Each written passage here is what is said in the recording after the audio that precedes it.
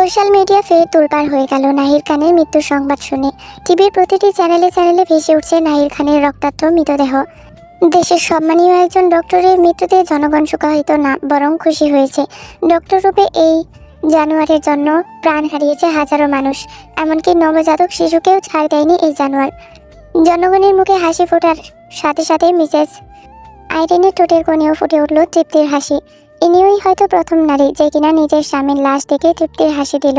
আজ যেন তার বুকের উপর থেকে বড় একটা পাথর সরে গেল, প্রাণ খুলে নিঃশ্বাস নিতে পারল।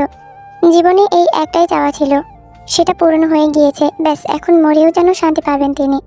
কিছুক্ষণ হলো সিউজন বাসায় ফিরলেন।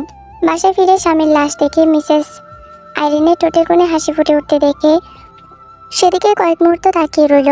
একটা মানুষ কতটা অত্যাচারের শিকার হলে স্বামীর লাশ দেখে হাসতে পারে, ভাবতেই তিনি একটা দীর্ঘ নিঃশ্বাস ফেলল। রাত 12টায় জাঙ্কুক বাসায় ফিরে কোনো কথা না বলে ফ্রেশ হয়ে যেয়ে শুয়ে পড়ল।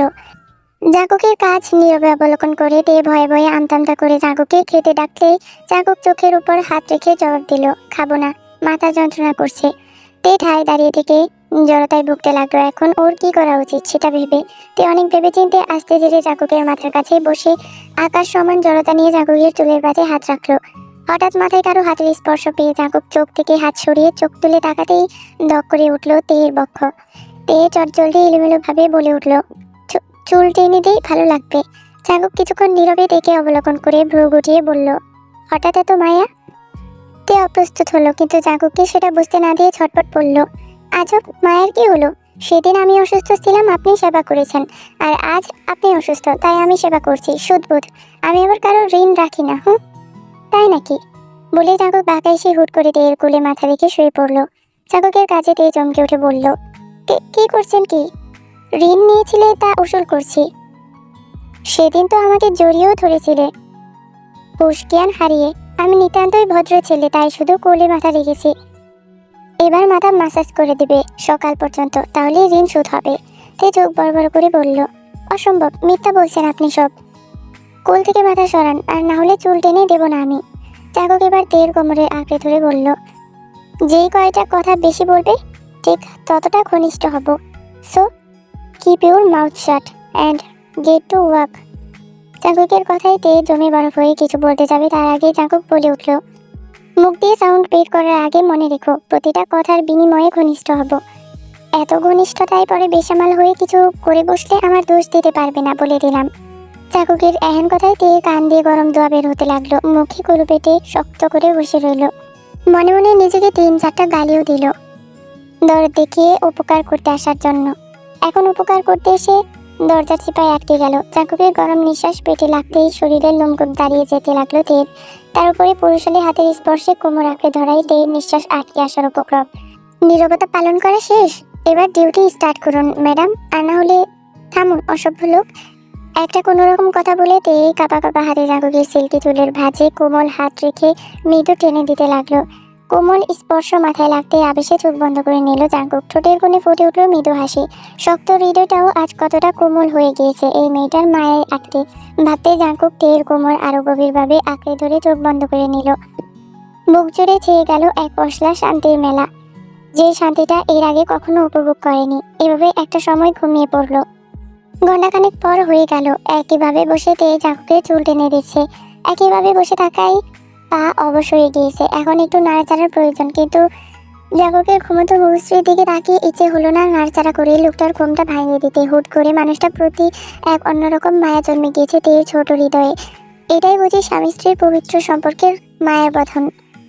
মাঝরাতে জাঙ্কুকের ঘুম ছুটে গেল। জাঙ্কুক পিটপিট করে চোখ খুলে স্তব্ধ হয়ে গেল। তে এখনো একইভাবে বসে ওর মাথা বিলি কেটে দিচ্ছে। ঘুমে মেয়েটা বারবার টক্কর দিচ্ছে। ও তো তখন মজা করে বলেছিল সকাল পর্যন্ত চুল টেনে দিতে হবে, আর এই মেয়ে সত্যিই কিনা তাই করছে। মেয়েটা ওর এত বাধ্য হলো কবে? ও তো ভেবেছিল ও ঘুমিয়ে পড়লেই তে সরে যাবে, কিন্তু এই মেয়ে এখনো বসে আছে। ভাবতে জাঙ্কুক চট করে তের কোল থেকে উঠে পড়তেই চমকে উঠল তে। এতক্ষণ ঘুমে চোখ ভেঙে আসছিল, তাই জাঙ্কুক কখন জেগে গিয়েছে টেরও পায়নি। এখনো ঘুমাওনি কেন? সদ্য ঘুম ভাঙা জাঙ্কুকের ঘুম জ্বালানো কণ্ঠস্বর শুনে তের ঘুম উড়ে গেল। পুরুষালী ঘুম জ্বালানো কণ্ঠস্বর শুনতে তের বুকের ভিতর টিপটিপিয়ে উঠল। জাঙ্কুকের ঘুম জ্বালানো মোটা স্বর হুট করে হৃদয়ে ছুঁয়ে গেল তার। কি মধুর ওই স্বর, ভাবতেই তের ইচ্ছে ডাকলো জাঙ্কুকের সদ্য ঘুম ভাঙা মোটা কণ্ঠস্বরটা আরে একটু শোনার। তে একটু নড়েচড়ে বসে বলল, আপনি আপনিই তো বলেছিলেন ঋণ শোধ করতে হলে সকাল পর্যন্ত মাথা মেসেজ করতে হবে। আমি কারো ঋণ রাখি না, তাই ঋণ শোধ করছিলাম। জাঙ্কুক তের মুখের দিকে কিছুক্ষণ তাকিয়ে থেকে বলল, বাকি ঋণ জমা রইল, পরে শোধ করে নিব। এবার ঘুমাও, রাত জাগলে শরীর খারাপ করবে। আমি কারো ঋণ বা প্রতিমধ্যে তেকে থামিয়ে দিয়ে জাঙ্কুক তের উদ্দেশ্যে বলল, চুপ, বলেছিলাম আমার কথার পৃষ্ঠে যে কয়েকটা বাড়তি কথা বলবে তার বিনিময়ে ঠিক ততটা জাঙ্কুকের মুখের কথা কেড়ে নিয়ে তে চোখ মুখ কুঁচকে বলে উঠল, জানি আমি, বারবার একই কথা বলা লাগবে না, ঠোঁট কাটা অসভ্য লোক একটা। কথাগুলো বলে তে ধূপ করে শুয়ে পড়ে জাঙ্কুকের অপোজিট দিকে মুখ ঘুরিয়ে শুয়ে বড় বড় নিঃশ্বাস নিতে লাগলো। মূলত জাঙ্কুকের ঠোঁট কাটা কথায় লজ্জা লুকানোর জন্য রাগের অভিনয় করে জাঙ্কুকে এড়িয়ে যাওয়ার ধান্দা করে শুয়ে পড়া। তে শুতে জাঙ্কুকও আর কোনো বাক্য বিনিময় না করে তের পাশে শুতে ঝঙ্কার দিয়ে উঠল তের সর্বাঙ্গ। কিছুদিন আগেও লোকটার সাথে ওর সম্পর্ক ছিল সাপে আর নেউলে, আর আজ একই বেডে পাশাপাশি শোয়া ভাবতেই লজ্জায় জড়তায় চোখ মুখ খিচে বন্ধ করে নিল তে। এভাবে একটা সময় যখন চোখে ঘুম চলে এসেছিল তখন অনুভব করলো একটা উষ্ণ হাত তখন এর মতো আবারও কোমর পেঁচিয়ে ধরেছে।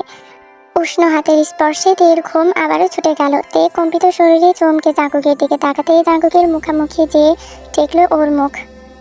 ড্রিম লাইটের হালকা নীল আলোয় জাঙ্কুকের ঘোলাটে দৃষ্টি দেখে চাঁদ করে উঠল বক্ষস্থল। তে চট করে আবার ঘুরে নিতে যাবে, তার আগে জাঙ্কুক আটকে দিয়ে ঘোর লাগা কণ্ঠে ডাকলো, তে। জাঙ্কুকের এমন ডাকে তের অন্তরাত্মা সহ সব কেঁপে উঠল। তে কোনো রকম কাঁপা কাঁপা কণ্ঠে সাড়া দিল, হুম। জাঙ্কুক ফের একইভাবে বলল, আর একটু কাছে গেলে রাগ করবে। কথাটা বলেও তের প্রত্যুত্তরের অপেক্ষা না করে জাঙ্কুক ডেকে মৃদু টান দিয়ে নিজের সাথে মিশিয়ে নিল। আস্তে আস্তে জাঙ্কুকের পুরুষালী উষ্ণ ঠোঁট জোড়া ক্রমশ এগিয়ে যেতে লাগলো তের পাতলা গোলাপি ঠোঁটের দিকে। জাঙ্কুকের এই ঘনিষ্ঠতায় তে নিঃশ্বাস নিতে ভুলে গেল। জাঙ্কুকের অধর যখন ওর অধর ছুঁই ছুঁই তখন তে কম্পিত স্বরে বলল, আমার একটু সময় প্রয়োজন। পথের মধ্যে বাধা পেয়ে জাঙ্কুক ফিস করে বলল, আম সরি জান। এই বলে ডুব দিল কোমল গোলাপি অধরের মাঝে। গভীর থেকেও গভীর হতে লাগলো সেই স্পর্শ। পুরুষালী এমন স্পর্শে তের শীর্ণ দেহটি ঝঙ্কার দিয়ে কেঁপে উঠল। যেই কম্পনে জাঙ্কুক বেসামাল হয়ে গেলেও নিজেকে এটুকুতেই সামলে নিল।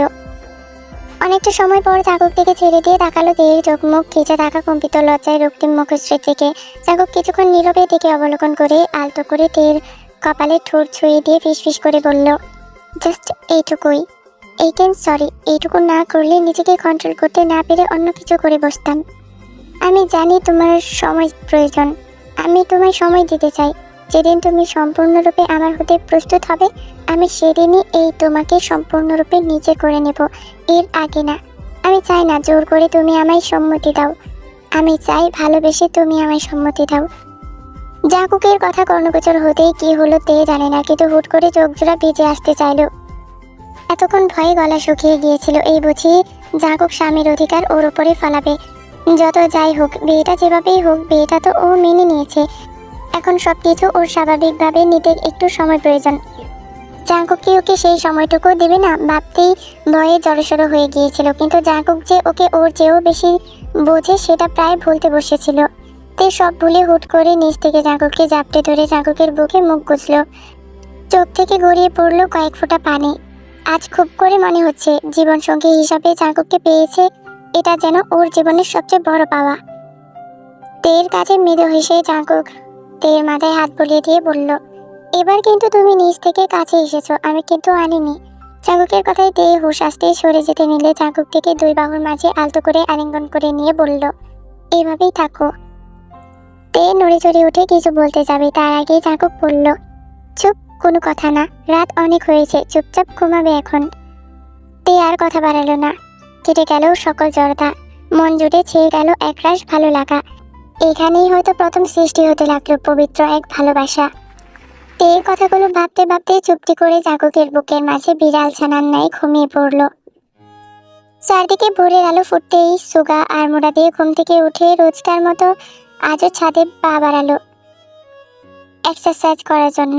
সুগা ছাদে পা দিতেই খোলা চলে এক রমণীকে রেলিং ঘেঁষে দাঁড়িয়ে থাকতে দেখে ভ্রু কুঁচকে গেল তার। এত সকাল সকাল সচরাচর কেউ ছাদে আসে না, কিন্তু আজ এই সকাল সকাল কাউকে এভাবে চুল ছেড়ে দাঁড়িয়ে থাকতে দেখে ভ্রু কুঁচকে সেদিকে তাকাতে কিছুক্ষণ পর বুঝতে সক্ষম হলো খোলা চুলে এই মানবটা আসলে কে। কে দাঁড়িয়ে আছে সেটা বুঝতেই সুগার মাথায় দুষ্টবুদ্ধি চেপে আসলো। সুগা পা টিপে টিপে সেই ব্যক্তির পেছনে গিয়ে ভাও করে উঠে লাফিয়ে উঠল জিমিন। সকালে নামাজ আদায় করে জিমিন ছাদে এসেছিল সকালে স্নিগ্ধ বাতাসটা উপভোগ করার জন্য। বরাবর এই সকালে না ঘুমিয়ে সকালের এই পরিবেশটা উপভোগ করতে খুব ভালোবাসে জিমিন। জিমিন যখন চোখ বন্ধ করে আকাশ পানে তাকিয়ে স্নিগ্ধ পরিবেশটা উপভোগ করতেছিল তখন হুট করে পেছন থেকে কেউ ভাও করে উঠতে ভয়ে অন্তরাত্মা সহ সব কেঁপে উঠল। জিমিন মৃদু চিৎকার দিয়ে লাফিয়ে উঠে পিছু ঘুরতে কারো বুকের সাথে চেয়ে মাথা ঠেকাতেই মেয়েটা আরো ভরকে গেল। জিমিনের কাজে হু হু করে হেসে উঠল সুগা।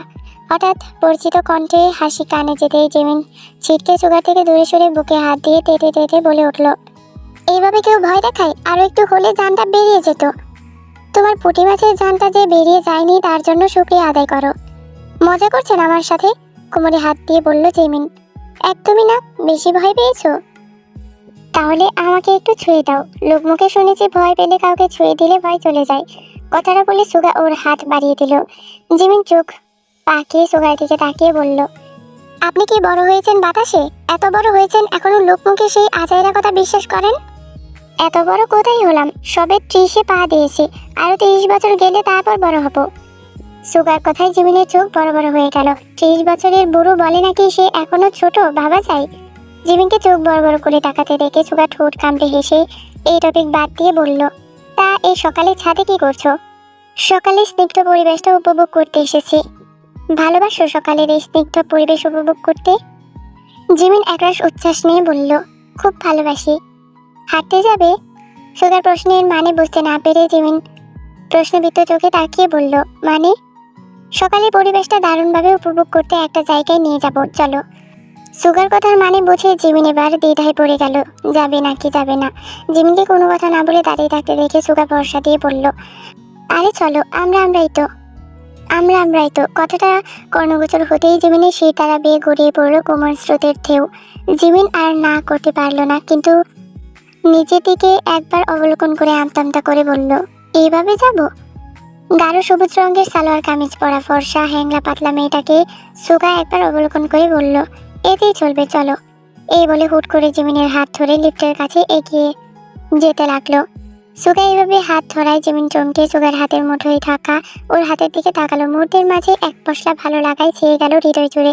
তাকিয়ে রইল একেবারে পুরুষালী শক্তপোক্ত হাতের মুঠোয় ওর ছোট্ট হাতের দিকে। লিফটে উঠে সুগা হাত ছেড়ে দিয়ে দুজন পাশাপাশি দাঁড়িয়ে রইল। লিফট নিচে নামতেই সুগা জিমিনকে নিয়ে সরু রাস্তা পেরিয়ে কোথাও একটা যেতে লাগলো। পাশাপাশি দুজন হাঁটছে আর টুকটাক কথা বলার মাঝে পৌঁছে গেল শুনশান নিরিবিলি এক নদীর পাড়ে। চারদিকে সবুজ শ্যামল ঘাসে ভরপুর। এদিকে এর আগে কখনো আসেনি জিমিন, তাই মুগ্ধ হয়ে চারপাশ দেখতে লাগলো। চারপাশ দেখতে দেখতে জিমিন নদীর পাশে গিয়ে ঘাসের উপর বসে পড়ে আলতো করে ছুঁয়ে দিল নদীর স্বচ্ছ পানিগুলো। সুগা দূরে দাঁড়িয়ে কিছুক্ষণ জিমিনকে পর্যবেক্ষণ করে ও নিজেও জিমিনের পাশে বসে প্রশ্ন করলো, পছন্দ হয়েছে? জিমিন উচ্ছ্বাসিত হয়ে ঠোঁটের কোণে হাসি ফুটিয়ে বলল, অনেক অনেক পছন্দ হয়েছে। এত পছন্দ হয়েছে বলেই তো আমাকে বেমালুম ভুলেই একা চলে এসেছো এখানে। তুমি জানো কত কষ্ট করে খুঁজে বের করেছি তোমায়। যেদিকে তাকাই সেদিকেই দেখি সবুজ আর সবুজ। জিমিন নিজের জামার কালার খেয়াল করতেই সুগার কথায় এবার হেসে দিয়ে বলল, আপনি বেশ মজা করতে জানেন। একটু আধটু জানি। একটা প্রশ্ন করবো তোমায়? একটা না, 100টা করতে পারেন, নো প্রবলেম। আপাতত একটাই করি। তোমাকে যতটুকু চিনেছি তাতে প্রায়ই খেয়াল করেছি তুমি সবার আড়ালে একা একা সময় পার করতে বেশি ভালোবাসো, বাট সেই সময়টা তোমার আনন্দের না, বিরহের কাটে। ডোন্ট মাইন্ড, আমার যেটা মনে হয়েছে আমি জাস্ট সেটা বললাম। যদি আমার ধারণা ঠিক হয় তাহলে কি জানতে পারি তোমার হাসির আড়ালে লুকিয়ে থাকার কষ্টটা? সুগার কথায় মুহূর্তের মাঝে জিমিনের মুখের রং পাল্টে গেল। হাস্যোজ্জ্বল মুখে নেমে আসলো নিকষ কালো অন্ধকার। জিমিন আঁখি তুলে নীরবে তাকালো সুগার দিকে। ওর জীবনের সবচেয়ে কাছের মানুষটা হলো তে, যে ওকে সবসময় বোঝে। তের মতো করে কেউ ওকে কখনো বোঝেনি, কিন্তু এই অচেনা ছেলেটা কয়েক মাসের পরিচয়ে ওকে এতটা বুঝে গেল। ভাবতেই জিমিনের চোখ জোড়া চলচল করে উঠল। চলচল করতে থাকা জিমিনের চোখ জোড়া দেখে সুগা অপরাধীর ন্যায় বলল, সরি, তোমার মনটা খারাপ করে দিলাম। এই প্রশ্নটা করা উচিত হয়নি আমার। সুগার বলা কথায় কোনো প্রত্যুত্তর আসলো না জিমিনের থেকে। কিছুক্ষণ দুজনের মাঝে ছেয়ে গেল নীরবতা। নীরবতা ভেঙে জিমিন ধীর গলায় বলতে লাগলো, বাবা মায়ের একমাত্র সন্তান আমি। সবসময় শুনেছি বাবা মায়ের একমাত্র সন্তানেরা হয় সবচেয়ে আদরের, কিন্তু আমার নির্মম ভাগ্য আমাকে উপহার দিল তার উল্টোটা।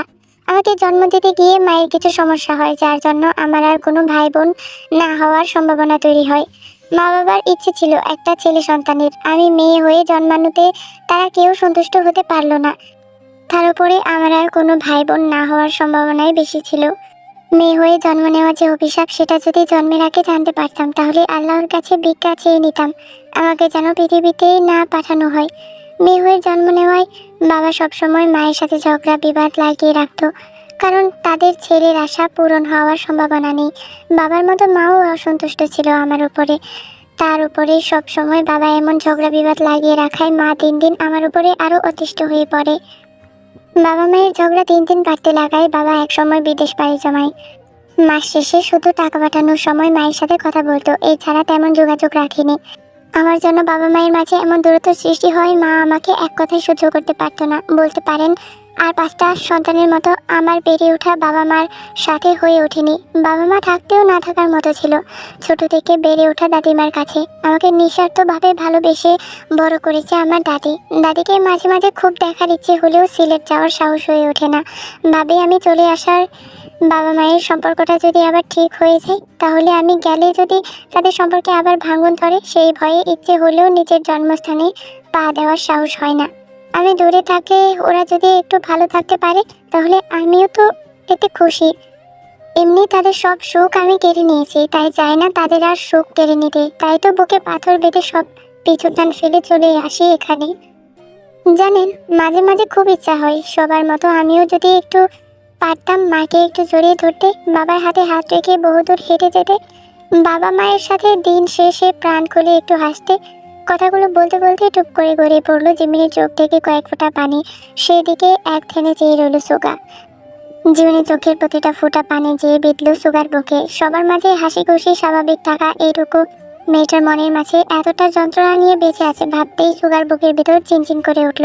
মন চাইলো এমন একটা ম্যাজিক ওর কাছে আসুক, যেটার সাহায্যে এই মেয়েটার সব কষ্ট মুহূর্তের মাঝে ভ্যানিশ করে দেওয়া যেত। পাহাড় সমান কষ্ট নিয়ে না হেসে মেয়েটাকে প্রাণ খুলে একটু হাসতে পারত। সুগা কাতর চোখে কিছুক্ষণ জিমিনের দিকে তাকিয়ে থেকে জিমিনের মন ভালো করার জন্য বলল, বাদ দাও এই কথা, জীবনটা খুব ছোট। এই ছোট জীবনটা কষ্টে ভরিয়ে না দিয়ে পাখির মতো উঠতে শেখো, দেখবে তাহলে জীবন সুন্দর। যেহেতু পিছুটান ফেলে রেখে এখানে আসতে পেরেছো, সেহেতু সব ভুলে নিজের লাইফটা এনজয় করতে শেখো। সুগার কথা নীরবে শুনে উপর নিচ শুধু মাথা নাড়ালো জিমিন, কিন্তু কিছু বলল না। তা দেখে সুগা বলল, আইসক্রিম খাবে? জিমিন মলিন হেসে বলল, আইসক্রিম বাচ্চাদের খাবার, এখনো আইসক্রিম খাওয়ার বয়স আছে নাকি? তুমি কিন্তু এখনো বাচ্চাই আছো। আমি 30 বছরে পা দিলেও যদি নিজেকে ছোট দাবি করতে পারি, তাহলে তুমি তো লেদা বাচ্চা। বলে সুগা কিছুটা শব্দ করে হেসে দিল। সুগার কথা বলার ধরনে জিমিনও সব বিষাদ বলে সুগার সাথে হেসে দিল।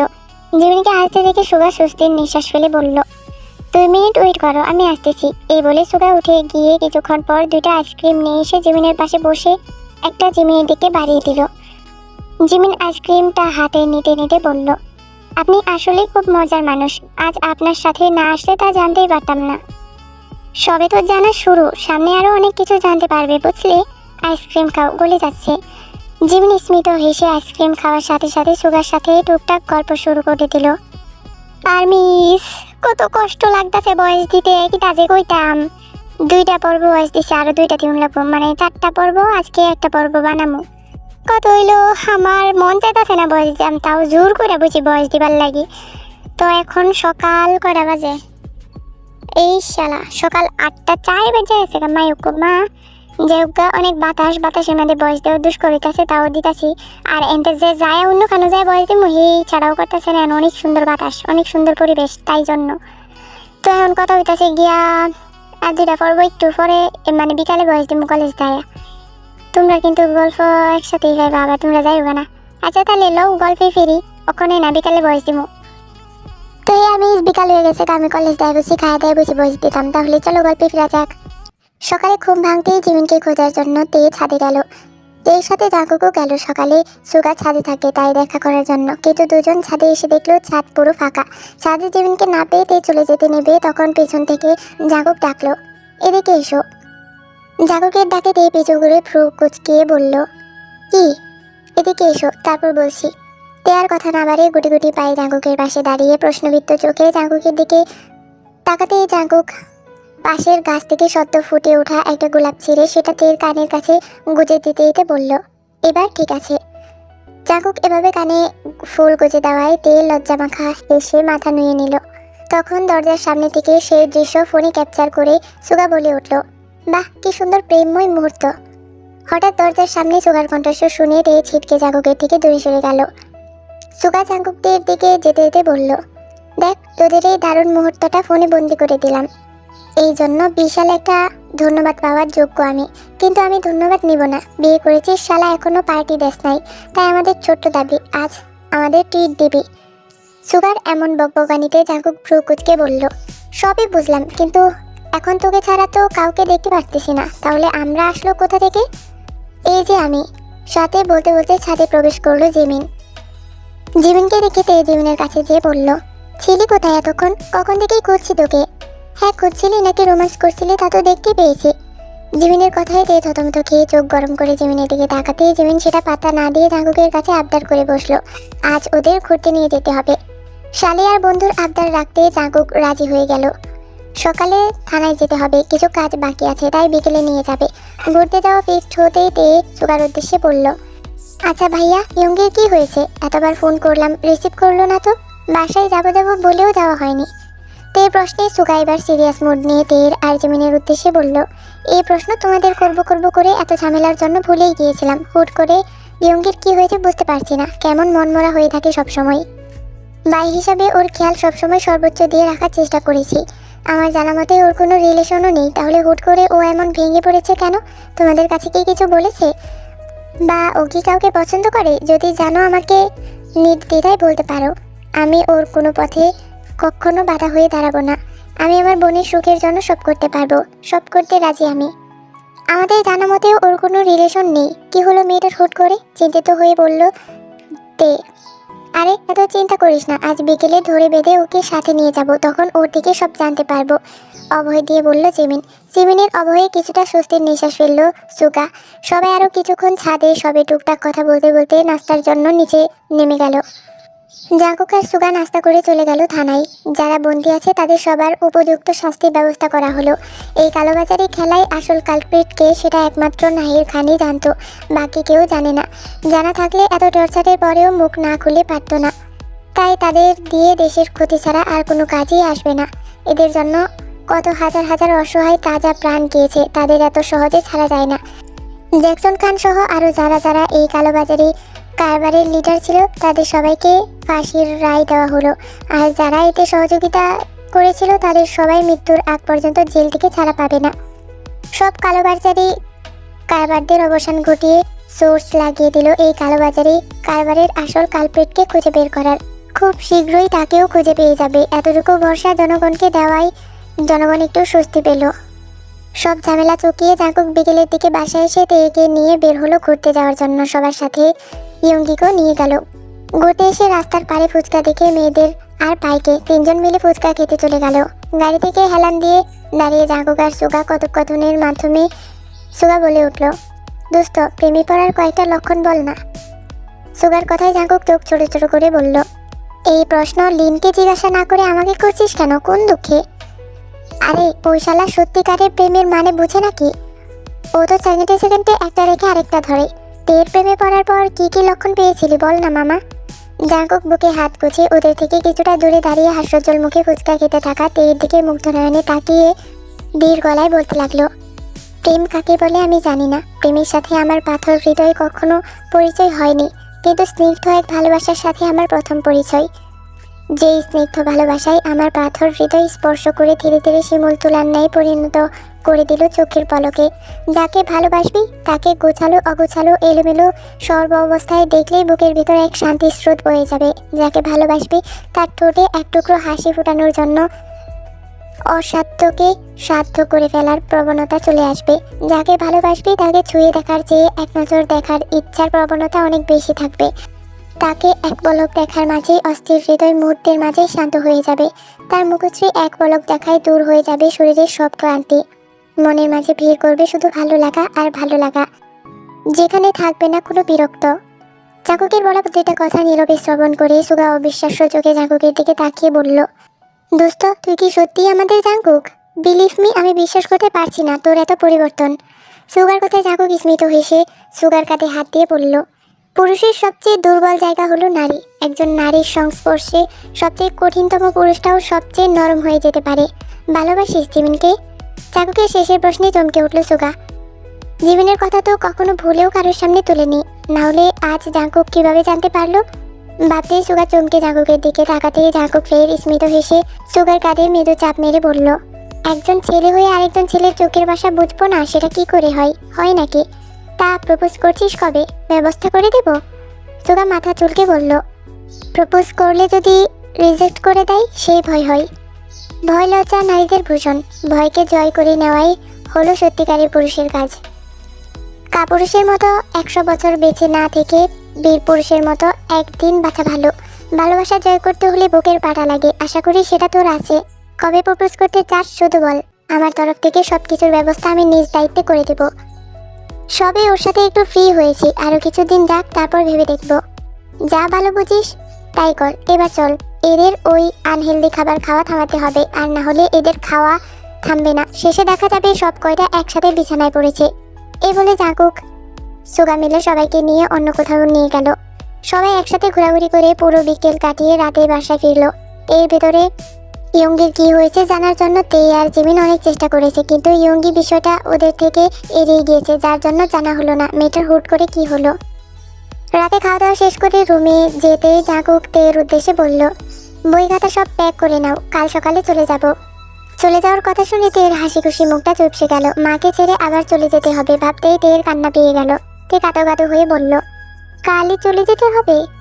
হ্যাঁ, নেক্সট উইকে আশার বিয়ের অ্যারেঞ্জমেন্ট শুরু হয়ে যাবে, এখন থেকেই সব কিছু ম্যানেজ করতে হবে। আর কিছুদিন থাকলে হয় না? আন্টিও যাচ্ছে আমাদের সাথে। তো এবার মন খারাপ কান্না সব ভুলে উৎফুল্ল হয়ে বলে উঠল, সত্যি আম্মু যাবে? বিশ্বাস না হলে জিজ্ঞাসা করে আসো। আচ্ছা, আমি জিজ্ঞাসা করে আসি। এই বলে এক ছুটে রুম থেকে বেরিয়ে ইউনা বেগমের রুমের সামনে এসে হাঁক ছেড়ে ডাক দিল তে, আম্মু। তের এমন ডাকে ইউনা বেগম ভরকে গিয়ে তড়িঘড়ি করে দরজা খুলে বিচলিত হয়ে কিছু বলতে যাবে, তার আগেই তে উৎসাহিত হয়ে বলে উঠল, আম্মু সত্যিই কাল আমাদের সাথে তুমি যাচ্ছ? ইউনা বেগম তের মাথায় মৃদু চাপড় মেরে বলল, এই কথা জিজ্ঞাসা করার জন্য কেউ এভাবে ডাকে? ভয় পেয়ে গেছিলাম।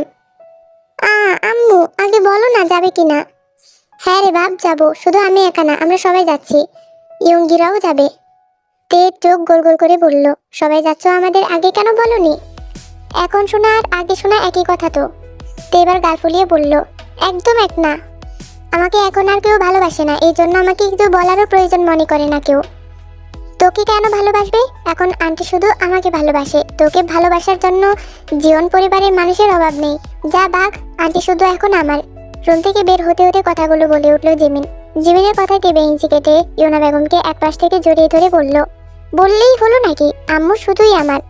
দুজনেই বাচ্চামু দেখে ইউনা বেগম হেসে তেকে এক হাত দিয়ে আগলে নিয়ে আরেক হাত দিয়ে জিমিনকে কাছে টেনে হাসি মুখে বলে উঠল, তোরা দুজনেই আমার মেয়ে। সারা জীবন মায়ের ভালোবাসা সন্তানের উপরে সমান থাকে, এক তেল পরিমাণও কমে না, আর কমবেও না। বাসায় যাওয়ার সময় জাঙ্কুকের সাথে হাড্ডাহাড্ডি লড়াই লাগলো তের। তে খুব ভালো করেই জানে সেদিন তেরামি করার জন্য জাঙ্কুককে শাড়ি পরিয়ে রাখবে, তাই ও আগে ভাগে ওর 3 পিস ব্যাগে ভরতে চাইলে জাঙ্কুক কিছুতেই অন্য জামা কাপড় নিতে দেবে না, কিন্তু তে নিয়েই ছাড়বে।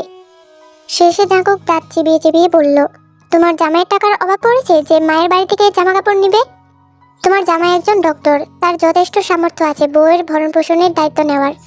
তের মুখ ভেঙচি দিয়ে বলল, ডক্টর না, কসাই। এত টাকা পয়সা আছে বলেই তো শাড়ি ছাড়া অন্য কিছু কিনে দিতে পারেন নাই। এটা তোমার তেরামির শাস্তি। কয়েকদিন শাড়ি পরলে ঘাড়ের বাঁকা রগগুলো সব এমনি সোজা হয়ে যাবে, তখন কত ড্রেস তুমি পরতে পারো আমি দেখব। পরবো না আমি শাড়ি। আচ্ছা, পরা লাগবে না, আমার লুঙ্গি আর গেঞ্জি পরো। দরকার হলে তাই পরবো, তবুও শাড়ি পরবো না। চাকুকের সাথে এক ধাপ ঝগড়া করেও চাকুকের সাথে পেরে উঠলো না তে। শেষ পর্যন্ত কোনো ড্রেস নিতে পারলো না শাড়ি ছাড়া। এই গরমের ভিতরেও খাটাস লোকটা ওকে শাড়ি পরিয়ে রাখবে ভাবতেই তে মনে মনে জাগকের গোষ্ঠী শুদ্ধ উদ্ধার করে ফেললো। মিন বাড়ির সবাই সহ তে জীবন বাড়ির নিরে প্রবেশ করতেই পুরো বাড়ি জুড়ে হই হুল্লোড় মেতে উঠল। জিন বেগম আর জিসু বেগম সবাইকে আপ্যায়ন করতে ব্যস্ত হয়ে পড়ল। তে নামজুনের সাথে দেখা করে এসে কিচেনে চলে গেল রান্নার কাজে সাহায্য করতে। যদিও জিন বেগম থেকে দিয়ে কিছু করাতে নারাজ, কিন্তু তেও নাছুর বান্দা। এটা এখন থেকে ওরও সংসার। সারা জীবন পায়ের উপর পা তুলে খাওয়ার ইচ্ছে ওর কোনো কালেই ছিল না। যদিও ইউনা বেগমের কাছে থাকতে কখনো সেভাবে কাজ করা হয়নি, কিন্তু এখন ওর নিজের সংসার হয়েছে। ও কাজে হেল্প করবে, একটু একটু করে সব কিছু শিখে নেবে, পাক্কা গিন্নি হয়ে জীবন পার করবে। একটা সময় সংসারের হাল ধরবে, সবার মুখে হাসি ফোটাবে। আরও কত কি ইচ্ছে বুনেছে মনে মনে। জিন বেগম মায়া ভরা দৃষ্টিতে তাকালো তের দিকে। ছেলের বউ হিসাবে যে পাক্কা হীরের টুকরো পেয়েছে ভাবতেই আল্লাহর দরবারে লাখো কোটি শুকরিয়া আদায় করলো। সবার সাথে হাতে হাতে কাজে সাহায্য করতে করতে মিসেস আইরিন জিন বেগমের উদ্দেশ্যে বলল, আপা, একটা কথা বলার ছিল। হ্যাঁ, বলুন না।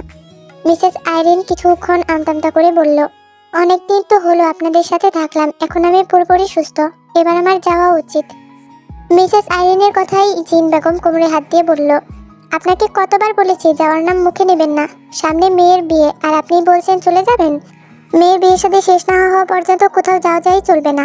এখন আর কোনো কথা না, সকাল থেকে অনেক কাজ করেছেন, এবার সোজা উপরে যেয়ে রেস্ট করেন, আপনার শরীর এখনো দুর্বল। এ বলে মিসেস আইরিনকে কিছু বলার সুযোগ না দিয়ে রান্নাঘর থেকে ঠেলে ঠুলে পাঠিয়ে দিল। মিসেস আইরিন যেতেই তে শশা কাটতে কাটতে জিন বেগমের উদ্দেশ্যে বলল, আন্টি, আমিও একটা কথা বলি। জিন বেগম তের দিকে তাকিয়ে বলল, হ্যাঁ, বাবাকে ঠিকই বাবা ডাকতে পারিস, আমি তো তোর পর, এই জন্য আন্টি ডাকছিস। তোর সাথে আমার কোনো কথা নেই, তুই যা, তোর বাবার কাছেই যা। জিন বেগমের কথা বলার ধরনে তে হেসে দিল। কিছুক্ষণ পর হাসি থামিয়ে বলল, আচ্ছা সরি, আর আন্টি ডাকবো না। আম্মা জান, একটা কথা বলবো। তের ডাকে জিন বেগমও হেসে দিয়ে বলল, বলেন আম্মা জান। আচ্ছা, যদি আইরিন আন্টিকে পার্সোনালি আমাদের বাসায় থাকার ব্যবস্থা করে ফেলি তাহলে কেমন হয়? আমি তো চাই এই আইরিন আমাদের সাথেই থাকুক। আইরিনের ভালোবাসার কাঙ্গাল। এই কয়েকদিন আমাদের মাঝে থেকে তার চোখে খুশির ঝলক দেখেছি, মনে হচ্ছিল মৃতপ্রায় মানুষটা আবার জীবিত হয়ে চলেছে। কিন্তু উনি প্রখর ব্যক্তিত্বের অধিকারী একজন মানুষ, এভাবে কখনো থাকবেন না এখানে। এতদিন তো জোর করে রেখেছি, কিন্তু আশার বিয়ের পর মনে হয় না জোর করেও কোনো কাজ হবে। পার্মানেন্ট থাকার ব্যবস্থা করলে যাওয়ার আর কোনো চান্সই নেই। আইরিন আন্টিকে ছোট চাচুর সাথে বিয়ে দিলে কেমন হয়? তের কথায় সায় দিয়ে জিসু বেগমও বলে উঠল, এই কথাটা আমিও বেশ কয়েকবার ভেবেছিলাম, কিন্তু সাহস হয়ে ওঠেনি কাউকে বলার। তে, আমার মনের কথাটা তুমি বলে দিলে। জিন বেগম কিছুক্ষণ ভেবে বলল, সবই বুঝলাম, কিন্তু সিউজন কি বিয়েতে রাজি হবে? ও তো বিয়ের কথা শুনতেই পারে না। তার চেয়েও বড় কথা, আইরিন রাজি হবে কিনা। জিসু বেগম বলল, আইরিন আপার উপরে সিউজন ভাইয়াকে বেশ নরমই দেখেছি, আমার মনে হয় সিউজন ভাইকে রাজি করানো যাবে।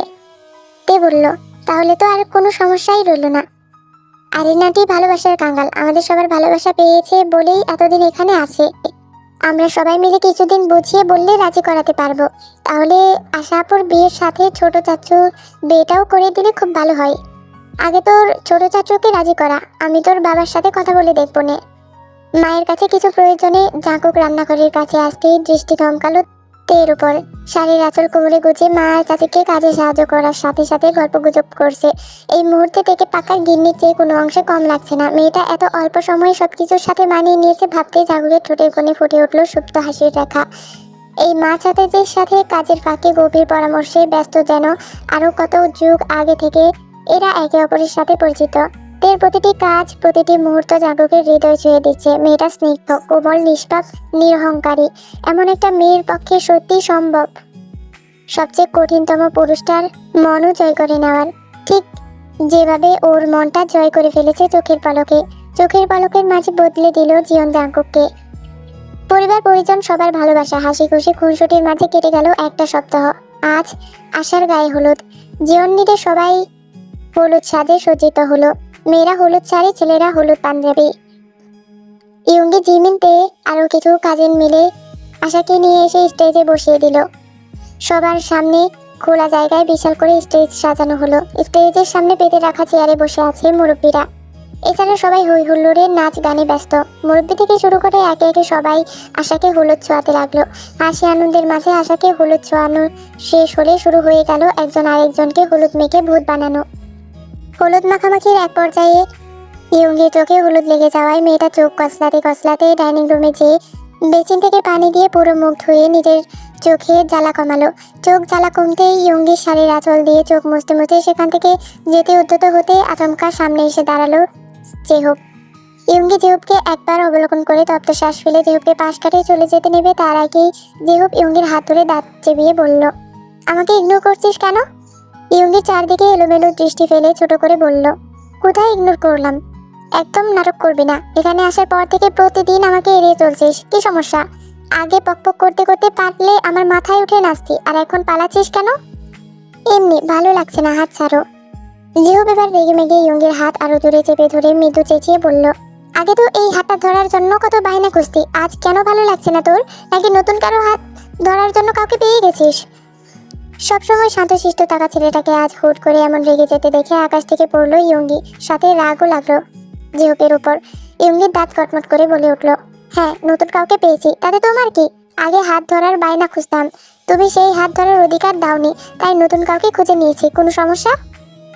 আলবাত সমস্যা, বেশি চালাক হয়ে গেছিস তাই না? তোর চালাকি ছুটাচ্ছি, জাস্ট ওয়েট। যা খুশি করো, হাত ছাড়ো আমার। এই বলে ইয়ুঙ্গি জোর করে জেহুবের হাত থেকে নিজের হাত ছুটিয়ে সেখান থেকে চলে গেল।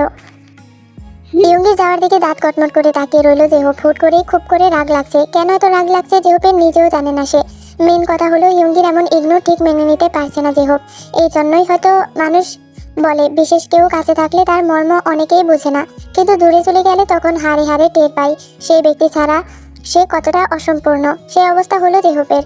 ইয়ুঙ্গি সবসময় কোনো না কোনো বায়না দিয়ে তার কাছে থাকতো, ওকে বিরক্ত করতো, কেয়ার করতো, আরো কত কি করতো, কিন্তু সবসময় কাছে থাকাই কখনোই ইয়ুঙ্গির মর্ম বোঝা হয়ে ওঠেনি। একটা সময় তে দেখা পেল, সবসময় তেকে দূর থেকে দেখেছে, তাই মন বলতো এই মায়াবিনীকে কাছে পেলে, আপন করে পেলে ও পরিপূর্ণ। যাকে নিয়ে স্বপ্ন বুনেছিল তাকে ভাইয়ের বউ রূপে দেখে কষ্টে জর্জরিত হয়েছিল বুক পাথরে। এলোমেলো হয়ে গিয়েছিল জীবন, কিন্তু তার চেয়েও এখন আরো বেশি নিজেকে এলোমেলো লাগছে ইয়ুঙ্গির ইগনোরে। মেয়েটা সবসময় কাছে ছিল, তাই টেরও পায়নি। ওর অজান্তেই মেয়েটার জন্য ওর মনে কিছু একটা তৈরি হয়েছিল। এখন মেয়েটা যেই দূরে সরে যাচ্ছে, এখন মর্ম বুঝতে পারছে ইয়ুঙ্গি নামক মেয়েটা ওর হৃদয়ে কতটা জোরে আরো আগে থেকেই বসবাস করছে। তো এই আর্মিস নেক্সট শুনি কাপলে কাপলে মিল লাগতেছে গা, মনে করো তে কুকুর মিল হয়ে গেছে গা, আচ্ছে কাদ পেয়ারা কি সো হইয়া গেছে গা। এরপরে সিউজনের মিলার ব্যবস্থা করতেছে আইরিনের লোকে। এরপরে গিয়া হইতাছে গিয়া সুগাইও জিমিনকে প্রপোজ করবো, এন্ড ইয়ুঙ্গিরও মনে করো পছন্দ বুঝা লাগছে যে উপে যে ইয়ুঙ্গিরে পেয়ার করে, বুঝলি? সব মিলা জিলা গল্পটা কেড়ে জমি ক্ষীর হয়ে গেছে। আর হ্যাঁ তো আসল কালপ্রিট বাড়িব ওই সামনে। সব মিলা জিলা গল্পটা আরো ইন্টারেস্টিং হতে চলেছে সামনে, তোমরা দেখতে থাকো। তোমরা এই ভিউজের জ্বালাই মানে অনেক কম ভিউজ হয়, এটা দেখলে আমার ভালো লাগে না। মানে তোমরা একবার একটা ভিডিও কতবার যে ক্লিক করো, একটা মানে ক্লিক করলেই ভিউজ কাউন্ট হয়। যার লাগি মনে করো ভিউজ মোটামুটি মানে অনেক দিনে হইলো, কিন্তু রিচ মানে ওয়াচ টাইমটা একদমই থাকে না। তোমরা বেশিরভাগ ডাউনলোড করে দেখালাও, কি আর কইতাম, বেশি কথা কয়ে লাইছি। জায়গা তাহলে টাটা, আল্লাহ হাফিজ, বাই বাই, সারাঙ্গিও।